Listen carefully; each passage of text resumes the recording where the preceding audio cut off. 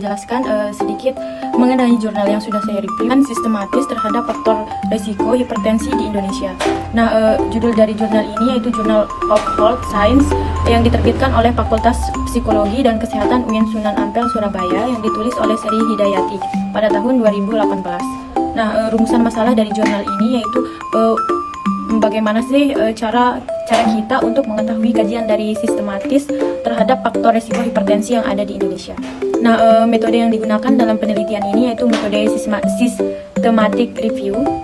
Hasil dan pembahasan dari jurnal ini, pada penelitian ini terdapat faktor resiko hipertensi yang dikelompokkan menjadi dua faktor. Nah, di mana faktor yang pertama yaitu faktor resiko yang dapat dimodifikasikan dan faktor risiko yang tidak dapat dimodifikasikan. Nah, penelitian ini tentang hipertensi lebih banyak dilakukan di Indonesia dan telah memaparkan banyak temuan yang terkait mengenai faktor risiko baik itu yang dapat dimodifikasikan maupun yang tidak dapat dimodifikasikan.